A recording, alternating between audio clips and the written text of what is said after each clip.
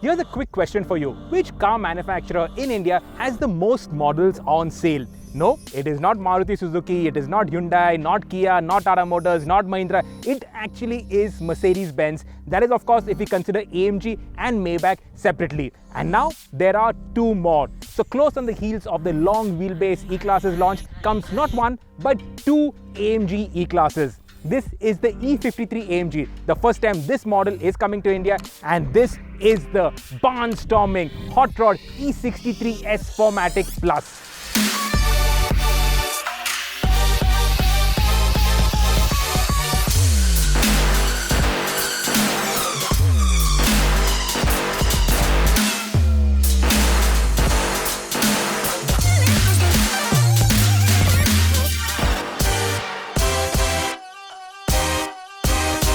Now we've had the E63 for quite a few generations, but the E53, that is new to the country, and that is what we will start off our test with. E53 to 63, obviously there is going to be a big difference, but the first thing that strikes you is just how much calmer things are out here. You can't hear the engine, so it's obviously now gone off because of start-stop. I'm off the gas, the engine has started, but it is so whisper quiet, you can't even hear it, and you can't feel that it has started off.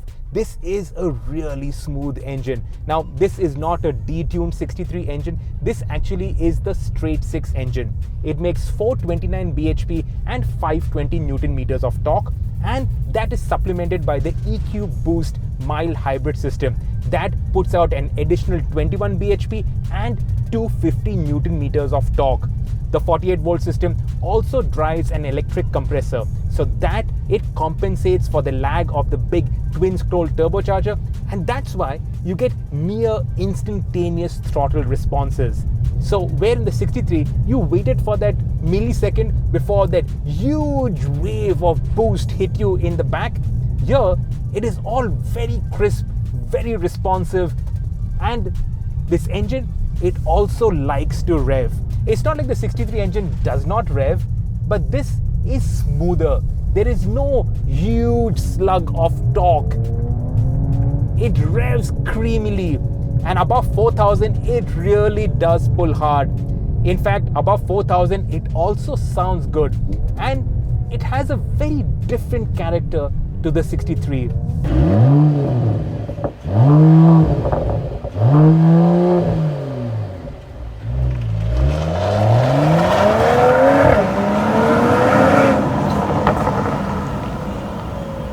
So I'll stick it in the Sport mode.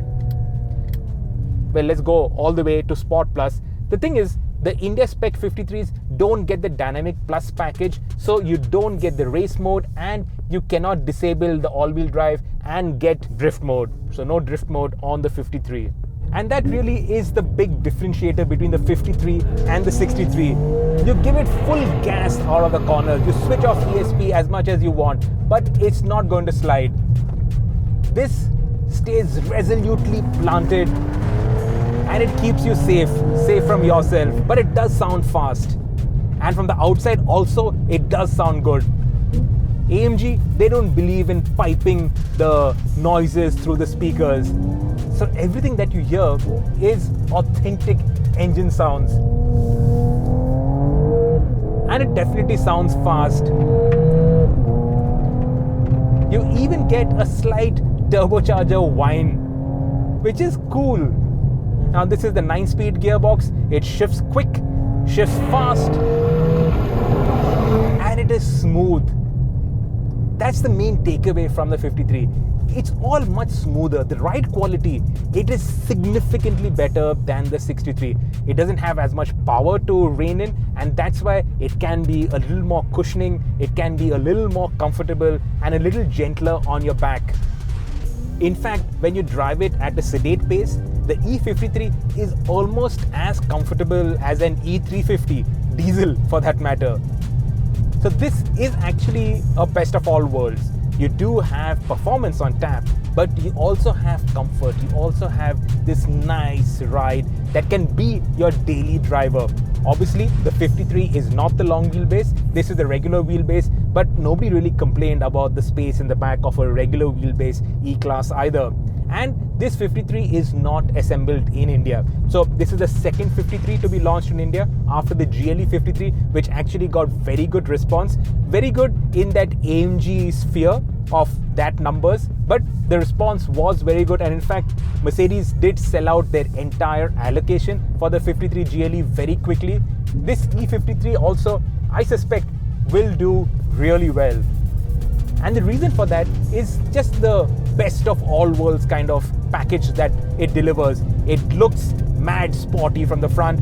The rear, I don't like the chrome tips for the quad pipes, but then that's a matter of personal taste. But it does look different from the regular E-Class.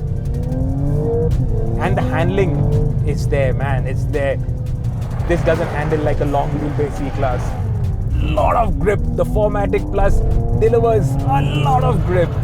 You can put your foot down early and it'll grip and bite and go. That ESP light is flashing over time, but it's doing its job. There's plenty of mid-range poke, and that's thanks to the electric turbocharger and also the torque fill effect. So there are no holes in the power delivery. It is linear and it pulls, especially above 4000 RPM, it really does pull. What I do have to point out is that this powertrain, it works well when you are in manual mode and when you decide which gear you want to be in. Otherwise, this 9-speed gearbox, it shifts to the highest possible gear that it can find, obviously in the interest of fuel economy. Petrol, after all, is $103, and I guess in a 53, if you buy one, you will be putting premium fuel. So you're looking at $115 for a liter of petrol. So you will be thankful to the gearbox for getting to the highest gear and giving you much more fuel economy, especially far better than the 63. But otherwise, when you want to cane it, you will need to be in the gear that you want. And then when slotted in the right gear, the 53, it works well. It works really well. I must also talk about the interiors and what you get in the 53. So honestly, on the inside, you do get this lovely, really beautiful AMG steering wheel. But apart from that, this is all regular E-Class fare. So if you didn't have this AMG steering wheel, I don't think this would be any different from a E220 or an E350. You do have this lovely widescreen cockpit, and you get the AMG displays, which look different from what you would get in the 220 or the 350. AMG E-Classes have always been about their torque. Of course, they have mad power. 603 bhp in the 63 is hell of a lot of power, but it's the torque that has been the most impressive aspect of driving AMG E-Classes. That effortlessness of the torque, outstanding. And even in the 53, it's the torque that really strikes you. Thanks to the torque fill and the electric compressor, torque peaks at just 1800 RPM and stays flat all the way till 5800 RPM. So that is a really huge torque band to play with in the E53. And allied to the torque is the linearity of this engine, the smoothness with which it pulls.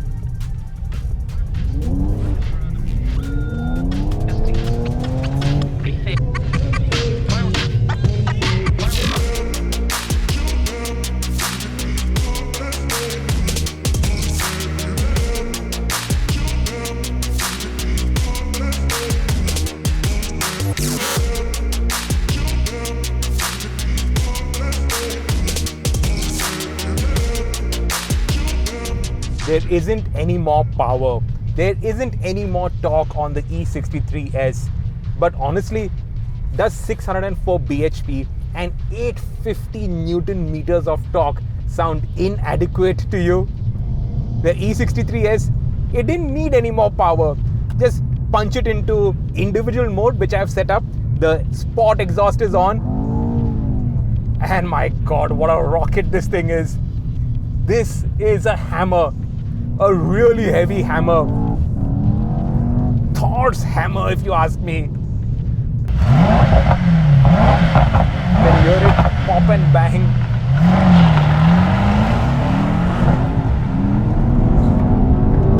This is frighteningly quick. It's a mad fast car. Mad. And thank God for all-wheel drive, because this much power and 850 Newton meters of torque, That's impossible for just the rear wheels to handle. It's too much.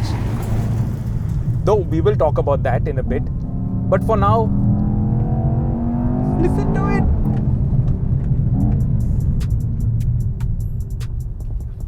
So what the E63 gets are detail improvements, mainly to get it to ride better.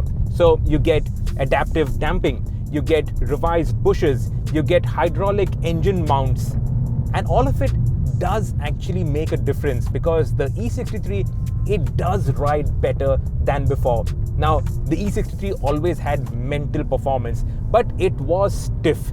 It wasn't an easy car to drive daily. It would really give you a beating over regular Indian roads, whereas this new E63S, it actually rides much better. Of course, the 53 is another level in terms of ride quality, but this E63, if you are an enthusiast, you can drive it on a regular basis. No problem.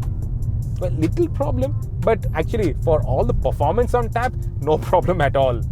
What has also been refined are these interiors. Now you get the E-Class's usual widescreen cockpit, you get better quality materials, you get this really cool AMG steering wheel. It's nice and meaty, it's got suede grips, a flat bottom, it's got capacitive touch controls on these two spokes, and you have these two extensions, these circular extensions at the bottom. Now the one on the right is to toggle between comfort, sport, sport plus, or race, or individual, like I've set it right now.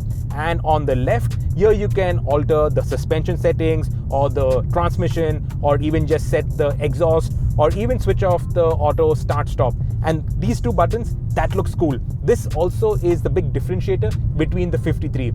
Also, you get these new metal paddle shifters which look cool and feel cool. The plastic paddle shifters, they never felt high quality, but this feels properly good.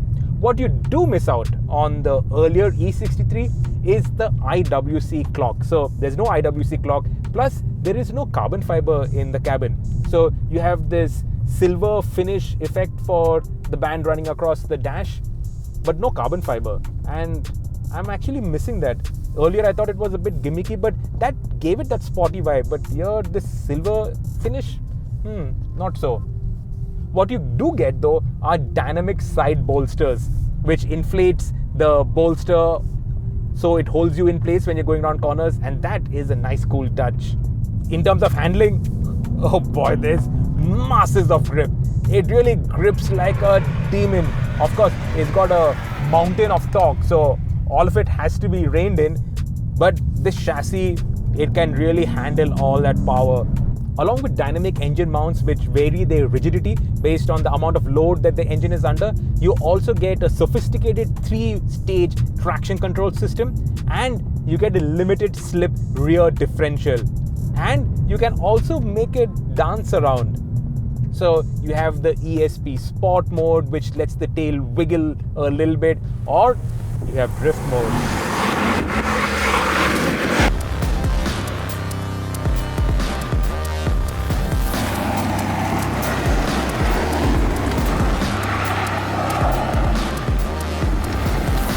This honestly is no blunt hammer that it just wallops corners and beats them into submission. There is delicacy. You can play around with it. There's so much of torque that you can play with the car's attitude using your right foot, using the accelerator. And it all sounds really incredible while all this drama is going on. Even the steering, it retains a level of feedback, of precision. You can feel what's going on, and it makes you connected into this whole experience of the E63. This is one of those cars that qualifies for the word epic. Really, the whole driving experience on the 63, it is absolutely epic. Nothing like it in the world. Well, there is the M5, but seriously, this is one of those few cars that is impossible not to fall in love with. Also new on the E63 and even on the 53 is this new track pace mode, which gets a drag race mode.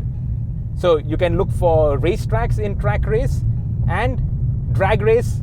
Well, go up to Ambi Valley, head off for the Valley Run, and you have a proper drag race mode. This has launch control and everything, and 0 to 100 takes 3.4 seconds.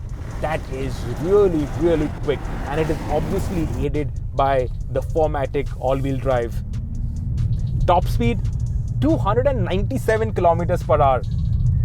That's right, this is a 4-door saloon that can do 297 kilometers per hour.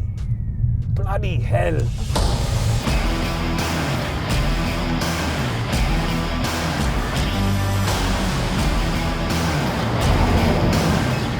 This isn't a question of the 63 versus the 53 or vice versa. If you can afford it and you're looking at 1.6, 1.7 crore rupees, the 63 is still incredible. There is nothing like it. Proper 4-door saloon comfort with absolutely mental performance. The only thing that really comes close is the BMW M5 competition. As for the E53, well, honestly, there is nothing in its segment. The 53 would probably compete against the M340i, but that is a 3 Series. This is an E-Class. It's got more space, it's got more comfort, it's got more features, and it is also quick. It is deserving of the AMG badge. Now, it all boils down to pricing. And what will this be priced at? We don't know the prices, but we suspect it to be around 1.2, 1.3 crore rupees. It's not going to be under a crore of rupees. This is an AMG after all. But at 1.2, it still has a lovely spot in the Indian performance car market, and it is a welcome addition to the AMG range. Subscribe to the Evo India channel and hit the bell icon to keep pace with the thrill of driving.